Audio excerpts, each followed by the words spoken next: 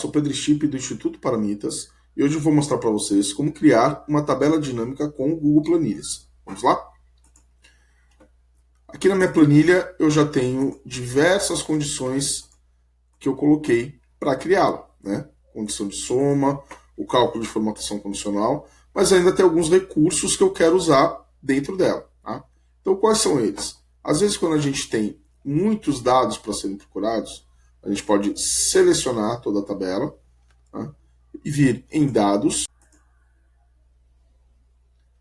e selecionar a opção de criar um filtro. O que ele vai fazer? Na primeira linha, ele vai gerar uma seta aqui para baixo, que vai servir como filtro das informações que eu tenho na coluna específica. Tá? Então, por exemplo, eu posso vir aqui no nome e classificar de A a Z, certo? Ou vir aqui em alguma condição do primeiro trimestre e classificar também de A a Z, que seria em ordem crescente. Então, as menores notas primeiro, em seguida as maiores notas do trimestre. Ou fazer o mesmo aqui para a nota final, só que o contrário, em ordem decrescente, de Z a A, mostrando as notas mais altas, seguidas as notas mais baixas de médio. Tá? Existem alguns protocolos que você pode fazer na filtragem, selecionar um valor específico, entre outros valores por condição, tá? Por cor ou por algum número específico. No entanto, em alguns momentos a gente tem dados demasiados, inclusive para poder fazer o uso das filtragens, certo? Então, o que é indicado a gente fazer? A gente selecionar os dados que a gente quer fazer a distinção, tá? Ou selecionar toda a planilha, se for o caso, clicando aqui nesse canto, que faz a seleção de toda a planilha. Vamos novamente em dados.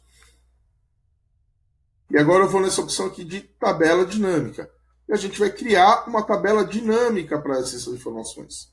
Eu vou confirmar só os dados que eu quero atribuir essa tabela dinâmica, selecionar a nova página e clicar em criar. Assim que a gente cria a tabela dinâmica, vocês podem ver, ela criou aqui numa página diferente, uma página diferenciada. Tá?